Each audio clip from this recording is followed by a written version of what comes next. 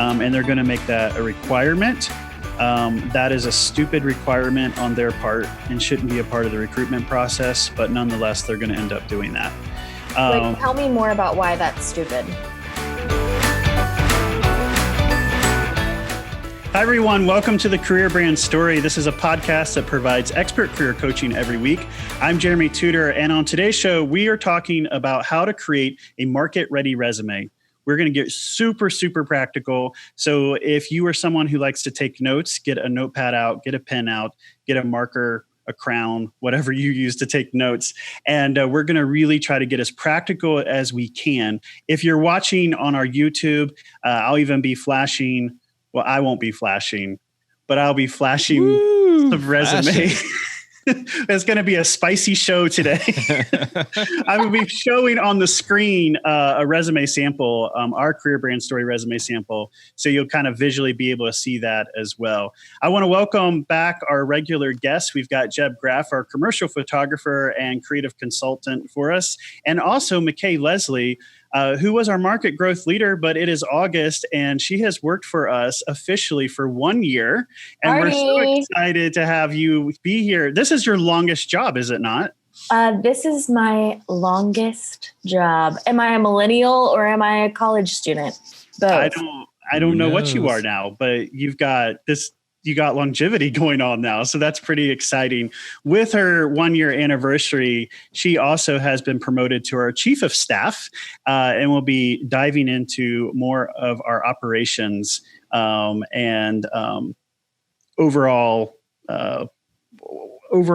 I don't know. Chief of staff Chiefing stuff? And staffing. Chief of staff stuff. I don't know. Yeah. She knows what it is. I just work here. So how are you guys doing? We haven't talked for about 2 weeks. McCay, you haven't been on the show for a while. How are y'all doing? I'm good. I am really happy to be back on the show. I love being here with you guys. You always make me giggle.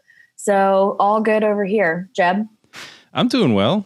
I have, it's Groundhog Day, what everybody's been saying. I'm even tired of hearing that phrase, but it's the fact of the matter. It's the same day every day.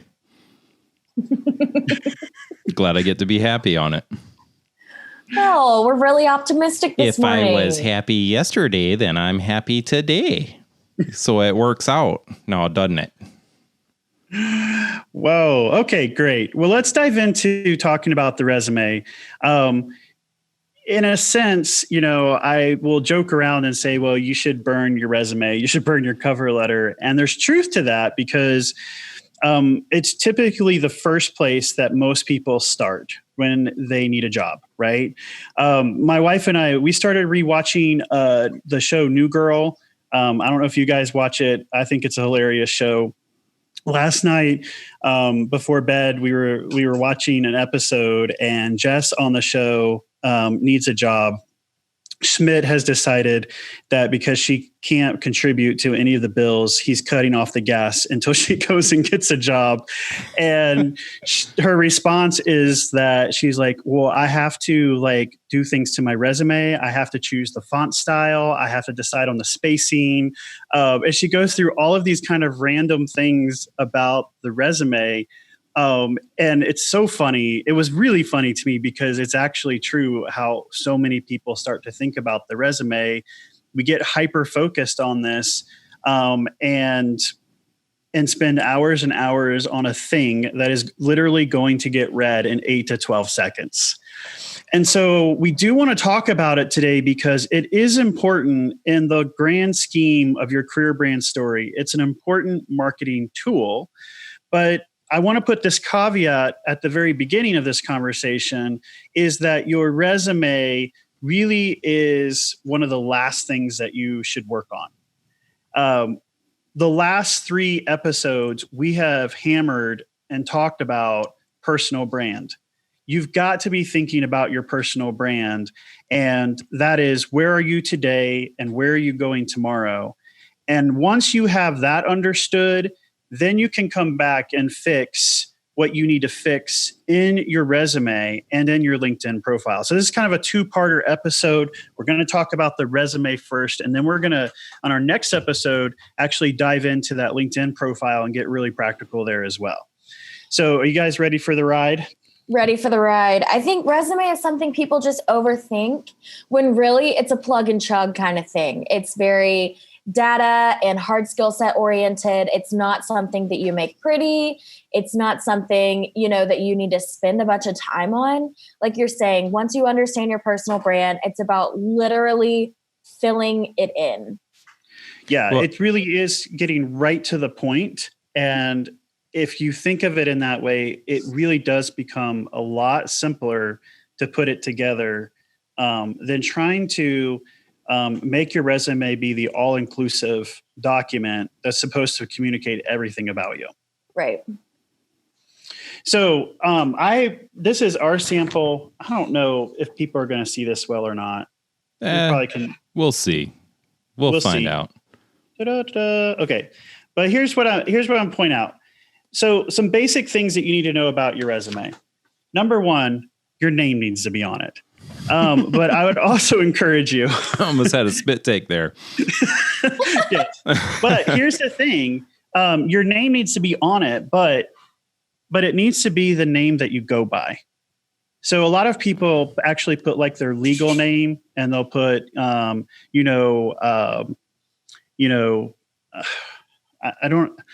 don't have a different name. Help me out. I do. My name is Kara McCay Leslie. So on my resume for you last year, I put C. McCay Leslie because I thought it needed to be like official and legal. And that's just confusing. Like I should have just put McCay Leslie because that's what I go by. Right. So that's really interesting because my wife and I were trying to figure out what your middle name might be. We were going through all of the employees last night, trying to figure out their middle names. And we came up with McCay Beth because we thought that sounded really Southern. McCay Beth. McCay Beth. So, but it's Kara? Yeah, my first name's Kara. Yeah. And so a lot of people do that, right? They'll either put the actual first name or they'll put the initial, and then they might have like the third or the fourth, after that. And the other thing that will happen with a lot of people, and I used to do this in my old resume, is that we've earned certifications or acronyms, and you'll see that sometimes come after the name. Like I'm a certified behavioralist, and so it would be CBA, or you'll see that with, some people who have gotten their doctorate, they want to put the PhD. You don't want to put those acronyms because when this resume goes into applicant tracking systems, it's going to pick that up as if it's part of your name, and it's not part of your name. And so it makes it harder for the resume to actually parse into the system. The other thing is that every time you're called, if you're using your formal name, that's what you're going to be called when you're going to do that whole thing of reintroducing yourself. And well, no, I just go by. Well, let's just put what you go by. Again, get right to the point in your resume. Don't create it to make it more complicated, even starting off with your name. Make sense? Makes sense. Yeah, I've got a lot of erasing to that. do. I've got to remove Dr. Catfish Graph from all of my documents. Oh my gosh. I never knew that about the abbreviations on the end. That's interesting. Yeah, it's pretty popular for people to put that. And I used to do it, but it really isn't needed because further down in your resume, you're going to list out that education and that certification. Right? So it's more about the machine than anything else for that point. That's like pleasing the machine, not pleasing the human. Yeah, 100%. And From really, now on, applicant tracking systems are just going to be called the machine. The machine. Yes, that's right. The other thing at the very top that you want to do is you want to make sure that you have a valid phone number. For most people, that's going to be a cell number, but you want that appropriate phone number. I've had the question of, well, does it matter, if I'm applying for a job in California and I'm in North Carolina, and should I get a Google number type of thing? Nope, doesn't matter. We all have cell numbers. today that are years old from wherever we first got the cell phone number. And so that's completely okay. You also want your email address. I do recommend having a professional email address. So if you had a Yahoo account and you named your email address, Dr. Catfish Graph at Yahoo. That might be something you think about changing. Right. Yeah. Unless you're going to apply for, the Cat Humane Society. Well, there you go. It could work, but you want something professional. I also recommend that if you have, an email address that says AOL, I do come across those. You've got no way. Yeah, I still come across those. If you've got something that's super old like that, it's better for you to kind of change that to charter.net. Yeah. So those kind of things give signals, right, to your age very quickly. And then we like to put in our LinkedIn profile URL. And you can edit your URL in LinkedIn. We'll talk about that when we talk about the LinkedIn piece, but those are really all the contact information you need. You do not need your address. All right. Don't put it in your resume. It's simply going to take up room. Most applicant tracking systems, when you go to apply, they are going to ask you for your address, and they're going to make that a requirement. That is a stupid requirement on their part and shouldn't be a part of the recruitment process, but nonetheless, they're going to end up doing that. Tell me more about why that's stupid. Well, because a good recruiter knows that it doesn't really matter where the talent's sitting. I like right? that. But here's the issue for a lot of companies.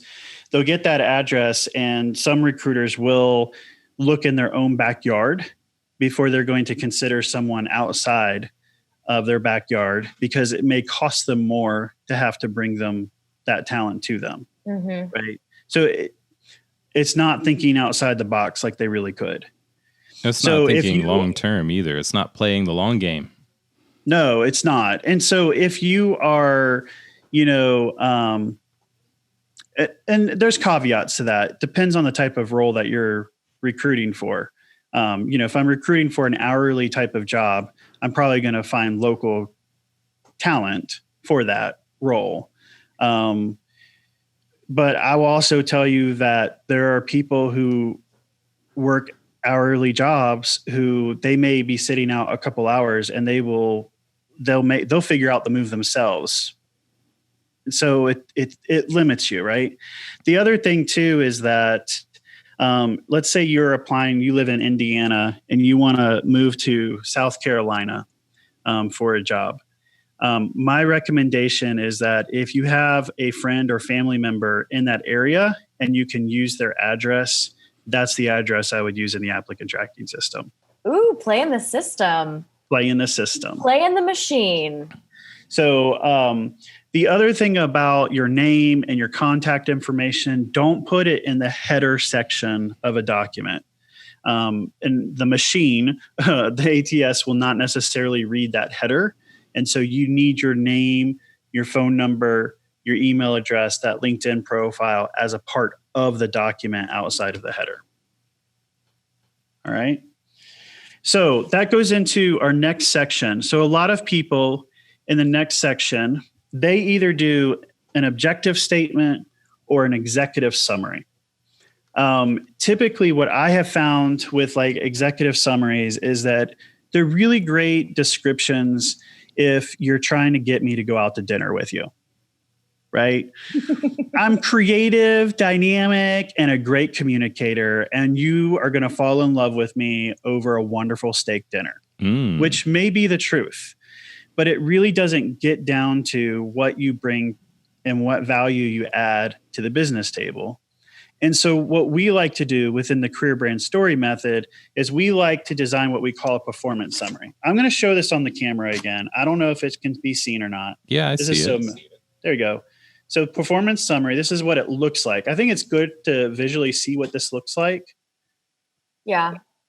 All right. So we come up with 3 different top career achievements that are your biggest wow kind of moments in your career, the more relevant they are to what you're going towards is even going to be better. And the way that we think about all accomplishments in your resume is by answering 3 questions.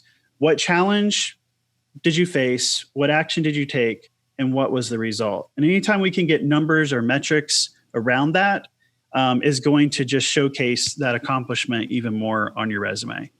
So we come up with a top 3, right? Challenge, action, result for each 3. And then we like to wrap them around to like keywords. So, if you have project management and implementation, then that would be the keyword. We bold that. And then we talk about the challenge, action, result and give 2 or 3 lines in that. The point of the performance summary is that if your resume is going to get read in 8 to 12 seconds, the top third of your resume is prime real estate. It is what the eyes are going to see first and what is going to be read the most. Everything else, the further down the information is in the resume, the less that it is that it's going to be read and the least impact it's going to have. So by doing this performance summary, we're getting the most important stuff right at the top. And in those 8 to 12 seconds, ideally, they're going to read and understand exactly what you bring to the business table and put you into the yes pile, if not pick up the phone and call you. Now, the other reason that we do the top 3 performance summary accomplishments is that in our process, in the Career Brand Story method, we also help and work through, designing out your story pitch. And in your story pitch, when people ask you that first common question, tell me about yourself, that's where you talk about and refer back to those 2 or 3 career accomplishments in your performance summary of your resume. And so everything we do is always about building a cohesive career brand story from your resume to your LinkedIn to what you speak to. And that just goes ahead and puts you a step above the competition when you've already thought through the challenge, the action, and the result with quantitative data. And is it quantitative? I always get those mixed up. Yeah, it's quantitative. Yeah.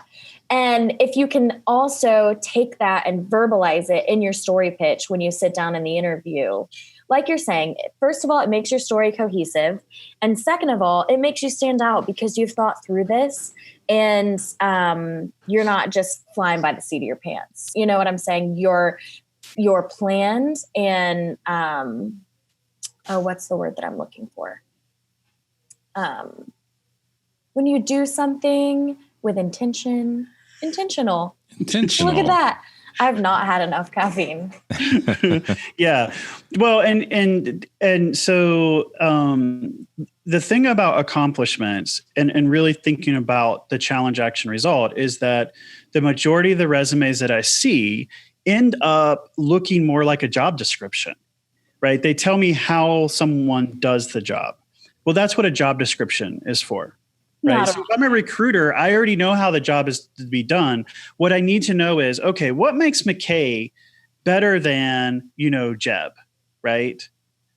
If I was comparing the two, I need to know some metrics and some accomplishments, that, tell me what sets you all apart to be able to decide who the best qualified person is for the role. So it is really important to be thinking about your accomplishments always through that lens of challenge, action, and result. So that acronym is CAR, right? That's the easy way to remember. CAR, challenge, action, result. And if you do that with every single accomplishment and then get the top 3 right at the top, it's going to be most important. Now, here's a common thing too, is that some people will say, well, I have more than 3 top accomplishments. Okay, that's awesome. Design out 4 or 5 of those, but only choose the top 3 that are most relevant to the job that you're applying to. Okay. The reason for that is that we have in the principle, there's a principle in storytelling that you connect with things in 3s. It's called the power of 3. So if my wife tells me to go to the grocery store and get bread, eggs, and milk, I'm going to come home with bread, eggs, and milk, right? A couple of weeks ago, I had to go to the grocery store to basically get those kind of essentials. And there was this couple, I didn't see them. They were like on the other aisle. but they were super loud and they were coming through the other aisle. And I was looking for a product, and the person on the other side was saying to his wife, "Do we need peanut butter? I think we need peanut butter." And he was just so loud about the peanut butter that by the time they got their peanut butter, I guess, and they left, I looked up and I'm like, I couldn't remember. I knew there was other things I was supposed to get, but then I was like convinced I needed to get peanut butter. Right. So when we start to have more than 3 things in our mind, we don't keep track of that. And so that's the power of having those top 3 career accomplishments in your performance summary, is it keeps you very memorable and very on target and on message. And if you're listening, peanut butter guy, we hope you got your peanut butter. Yeah. Do y'all like crunchy peanut butter or smooth peanut butter? I like both. Crunchy is my go-to, but I do like both. I show no favoritism in this area. I used to do creamy, and then I forgot that they had crunchy. And then I got crunchy one day and I was like, wow, this is where the jam is. Yeah. Well, once you put it together on a sandwich. I know. That's where the jam is. I wish they made Uncrustables with crunchy peanut butter. I've never had an Uncrustable in my life. Oh, you're missing out. That's what I hear.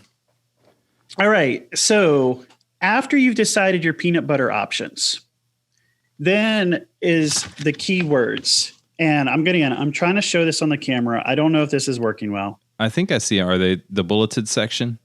Yes. So underneath your your top 3 career accomplishments in the performance summary, we like to put a strong bank of keywords. Keywords should always focus on hard skill sets. All right. So we want to create a bank of 9 to 12, but no more. All right. So you don't want like 15, 20, 25, 30. You may have all of those hard skill sets, but again, remember, this document is getting read in 8 to 12 seconds. And so you need to keep it brief, and it needs to be the most relevant hard skill sets to the job. The reason we put these hard skill sets and these keywords in here is that's how recruiters search and find you online or in an applicant tracking system. So if you kind of think in real basic SEO search, which is like doing a Google search. So if you go in and you're looking for, pizza restaurants nearby, that's exactly what you're going to type in, right? So if someone's looking for a project manager, they're going to type in things like project management, project deliverables. If you're in IT, they might even, or doesn't have to be IT now, but they might be looking for someone who has agile methodologies. If you are an accountant, they're more than likely looking for someone who has advanced Excel or proficient Excel, right? We don't need to put things like Microsoft Office. The assumption is everybody knows how to work Microsoft Office or in that documentation of some sort. You don't need to put like Microsoft Word. The only one that you typically may have to do is just what I mentioned is Excel. If you're applying for like an accountant or a data analyst role or a business analyst role, sometimes they're looking for that specific skill set. But again, it's always hard skill sets. Sorry. The Zoom makes me interrupt. I'm sorry. I feel like when you put Excel, it's only really if you're truly proficient in it, not if you just have the basic ability to work the tool. It's like if this is, part of your career and that you have a deep knowledge of it. Yeah, you should know how to do like pivot tables and fancy stuff like that. That's typically how I figure out whether someone is advanced or not. If they know how to do a pivot table, there's a good chance they're proficient or advanced in it, because I don't even think I know how to do that. I mean, I know how to make like the background change color. Well, that's pretty fancy. Should I put that in my resume? I know how to make it pretty. I can make things pretty. I can try. Right. So that's what you do in that keyword section. And then once you are applying to a job, if you notice that they're using or asking for a hard skill set that you didn't mention, or maybe it's similar, but you need to change the wording around, that keyword bank becomes the easy place for you to make a quick change without recreating your entire resume. So, for example, if they say that they're looking for client relationship management and you use the term customer relationship management, all you got to do is go in there and quickly change customer to client. So all that makes sense? Yeah. All right. Now, traditionally, if you go out here and read online, the next thing that we do is we actually put the education right after that. Most traditional resume writers will say put the education at the bottom. And the only reason that I would tell you to put your education at the bottom is if it's not a higher education, it's just a high school degree, you can list that at the bottom. If you attended like a for-profit type of college, like a Phoenix University, I would suggest that you put your education at the bottom. There are some biases out there, and this isn't to discredit those of you who've worked hard on your degree, but just know there are biases if you went to a for-profit education center versus private, that could hurt your chances. Right. So being really real about that. So, but otherwise, you want to get your education at the top. And the reason for that is that optimizes the workflow for a recruiter. When we have to scan through and read hundreds of resumes in a day, we want to see the most important things and the things that we just have to do a checkbox. And education is one of those checkbox things. So it has less to do with actual what the education is. It's just I have to know that you either have a BS or a BA or a doctorate or whatever it is that's required for the job. And so the less that I have to scroll and click for those things and I can move on quickly, the more that it allows for me to move faster, makes my job faster as a recruiter, and ability to put your resume quicker into the yes pile. Then if you have technology experience, technology skills, you can list those there. You want to make those categorized and organized if you're in IT. So things like programming, language, operating systems, just make sure that it's organized and categorized very nicely. So that, again, thinking same thing with hard skill sets, those are type of terms that a recruiter could search for to make sure that you have if you're in a real technical type of position. If you're not in a technical position, you're not going to have a technology skills section. You don't need it. And then you'll dive into your professional experience. Professional experience is going to include all of your work experience within the last 10 years. And it should be in chronological order. All right. So you need the company name. You need to have the location of where you worked. If you're working remotely, typically you put the location of your home office. Strategically, you could decide to use the location where you're at if you are choosing to want to just work within that location. So you got a little playroom there. You need your job title, and then you need your dates. Your dates should include the month that you started and the year, and the month that you ended, and the year that you ended. All right. And it's important to have those months in there because you're going to get asked about the months because we're looking to make sure there's not employment gap, right? There's a difference if you work, say if you say I started in 2017 and I ended in 2018, I need to know, did you start in December of 2017 and end in January 2018? Because that means you only worked there 2 months, right? Quick question, jumping back. When you say chronological order, do you mean reverse chronological order or chronological? You want to list your oldest first or your latest first? Your latest. Okay. Yeah. So your most recent work goes first and you work it backwards, up to 10 years. Cool. Yes. The other thing I'll say about job titles is it's important to keep job titles simple and searchable as well. So I know that sometimes within a corporation, some job titles can get really lengthy. But again, think of it as, a keyword that would be used in that. And so you may need to kind of limit that down so that you, just stay kind of searchable in that, instead of creating this really long, elaborate type of job title.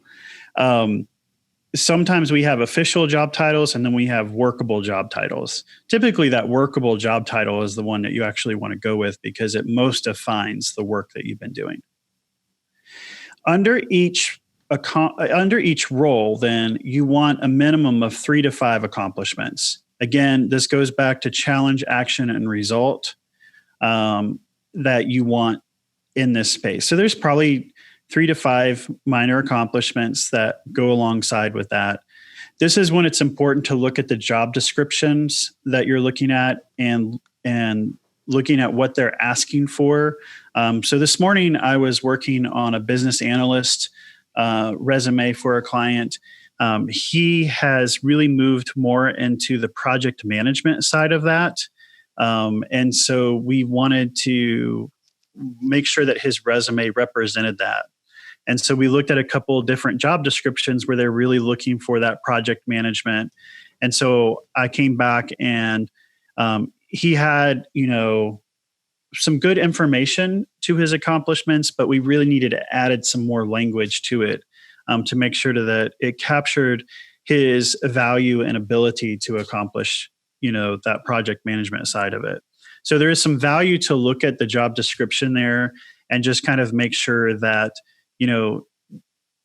you're capturing everything that they're actually looking for. So this is really about targeting, right? So you may end up having a different resume for a different, you might have several different versions depending on where you're going, is what it sounds like. And that's a really great question and thought around that.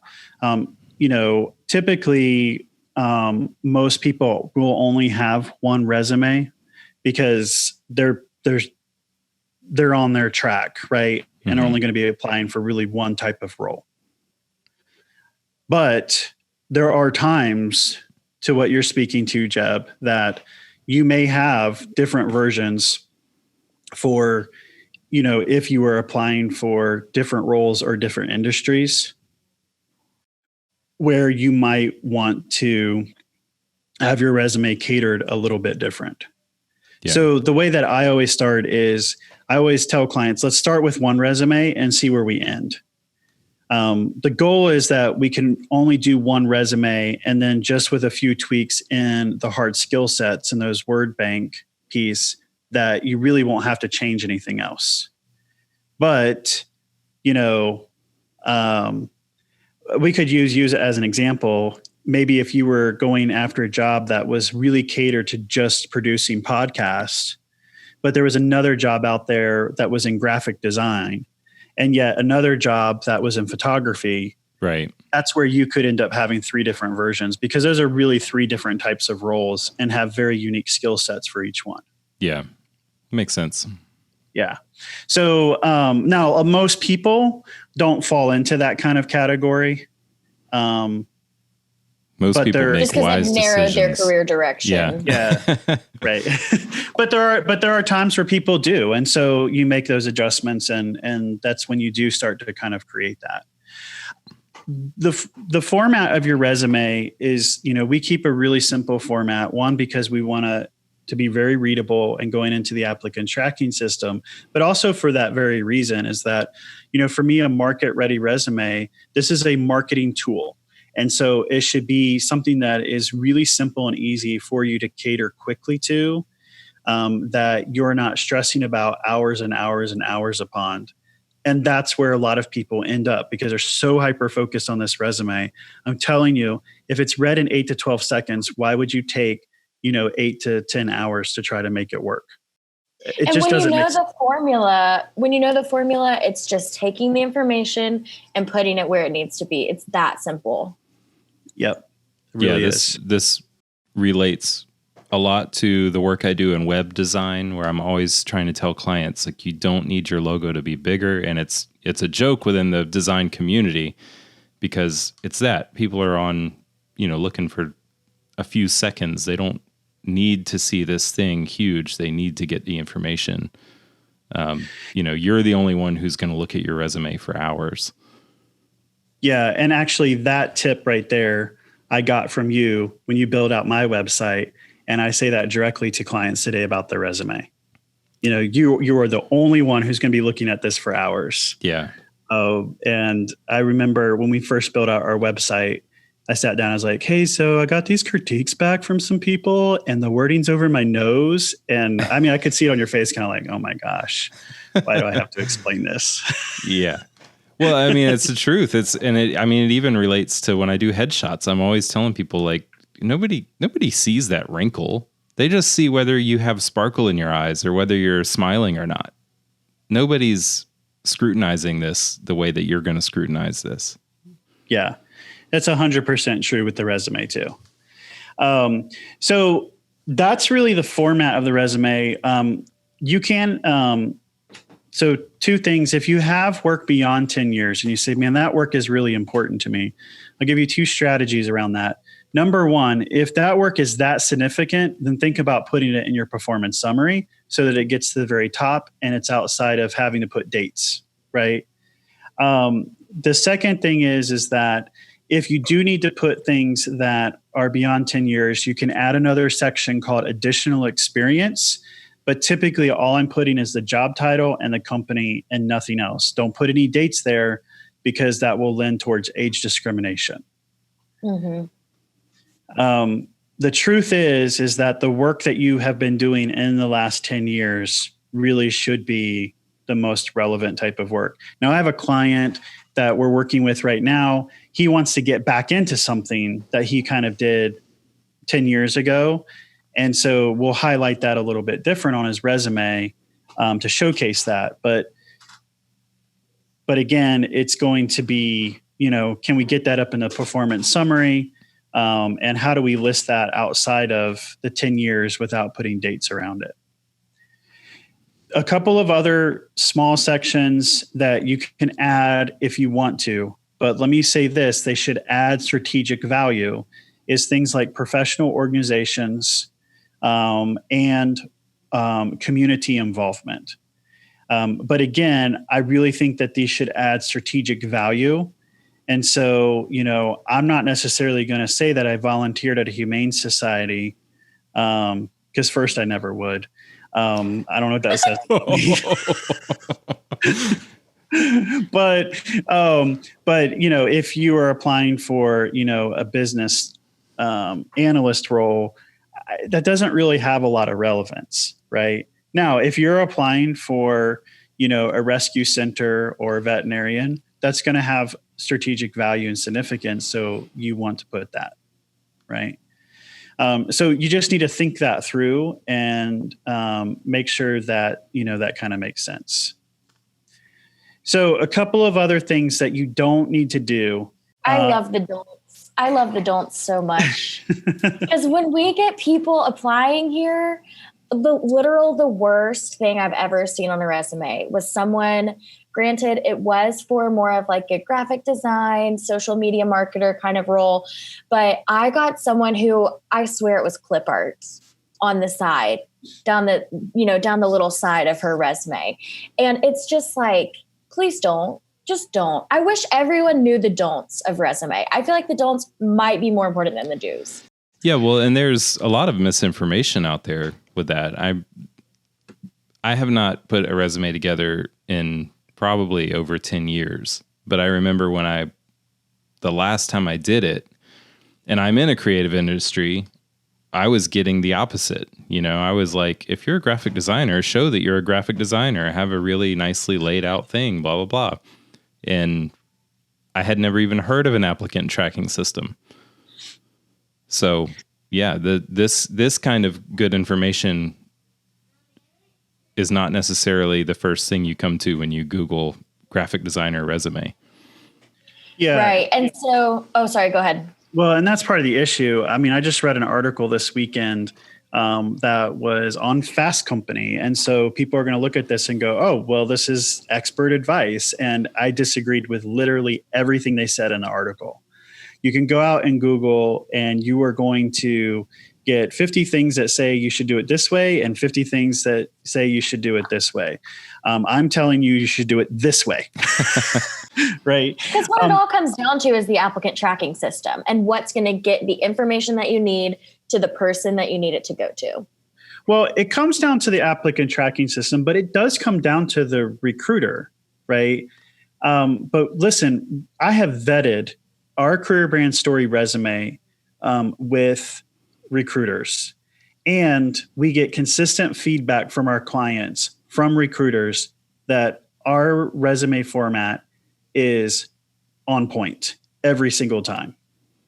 Because I myself was a recruiter. I worked in this business for 16 years.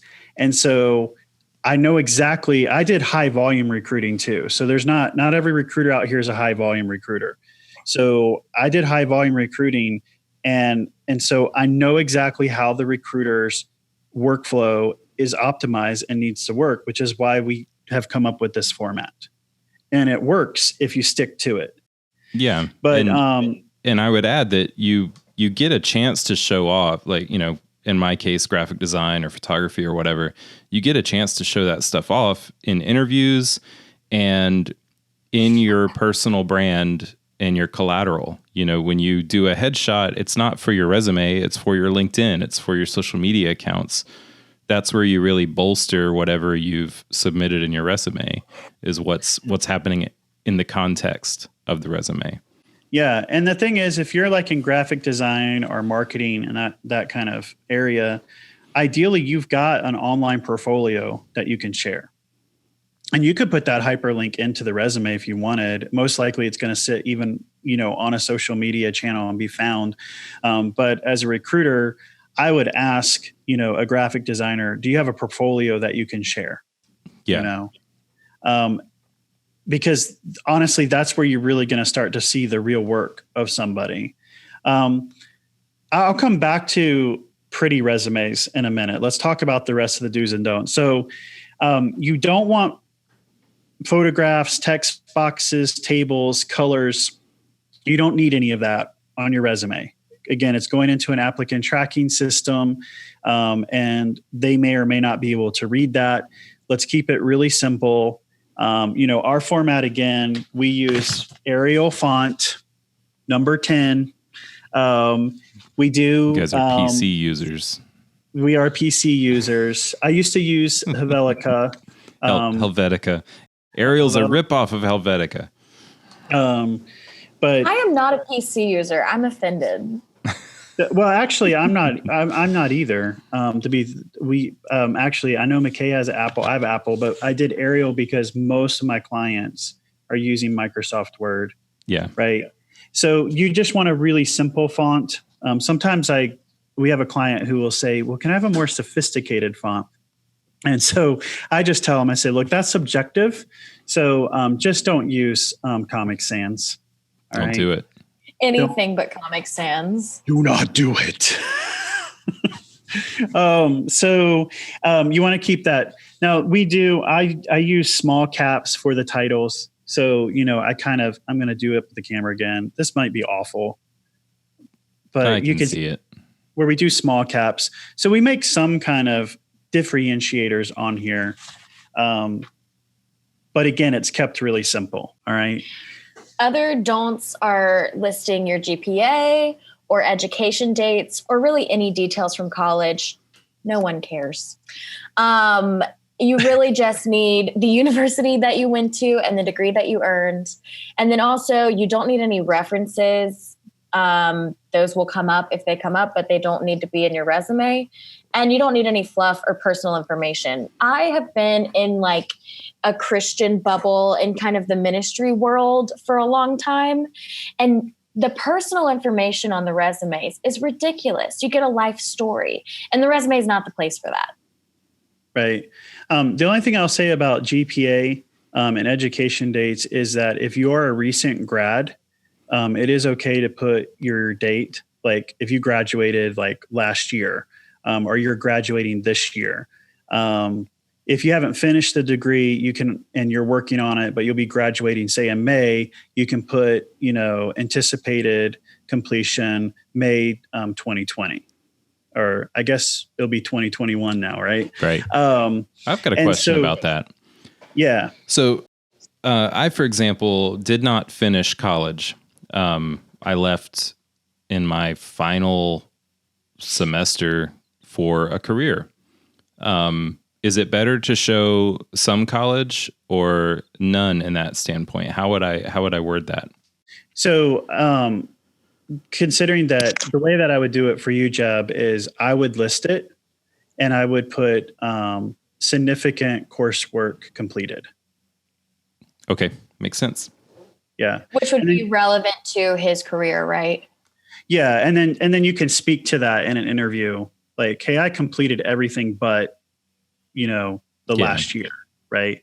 Now, if you've just started, again, that's where, if you just started and you only completed like a semester or just a year, and you have no intent of going back, I'm probably not going to list that on there. Yeah, that makes sense. No, I'm talking about the case. I had a full college education. I just don't have the degree. I was there for 5 years with 2 majors, and I think I had like Spanish left. But right. Yeah. I got a great job offer, so I took off. Yeah, I would just simply put significant coursework completed, and then they can ask about it. You're not being dishonest, and you can speak to, what that was. Mm-hmm. You may list your GPA if you are doing an internship. Sometimes most internships will actually require that you have a GPA of like 3.0. And so you may need to list it if you are in that kind of category. But otherwise, McCay's right. No one cares what your GPA was. No one cares that you were in beta, phi, psi, whatever. Beta, sci-fi. No one cares that you were cum laude. I know that's harsh, but that's all true. It really, education becomes this checkbox. So really, the further away you are from your education, the less relevant it becomes. Yeah, experience is everything. Absolutely. So remember that a market-ready resume is to get right to the point of the value that you bring to the business table and to showcase your hard skill sets. That's how recruiters and hiring managers qualify you for an interview. Therefore, you don't got to go out here and spend a lot of hours on something that's going to get looked at in 8 to 12 seconds. The market-ready resume is just one part of your total career brand story. So stay focused, stay on point, and your resume will do its job. Then when you get to the interview, you're going to be able to speak and be able to talk about and deliver your story pitch and really sell yourself for the job.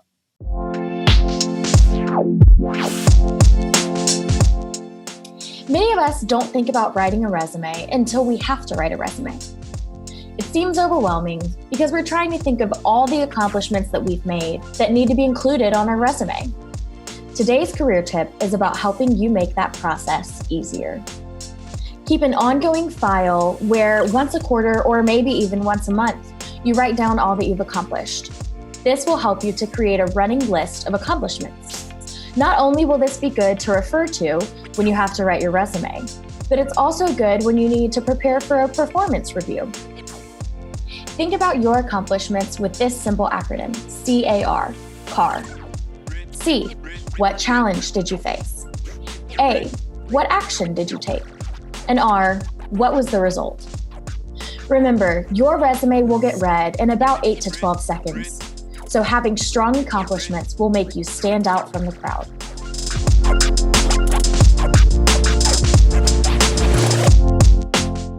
If you like what you heard today, you can hear more every week from us by opting into our email newsletter. Right now, we're giving away our free PDF on understanding your why, motivational, and driving forces. Simply go to jeremytudor.com to sign up today. We promise we won't spam your inbox. We simply send one email each week with our expert career coaching.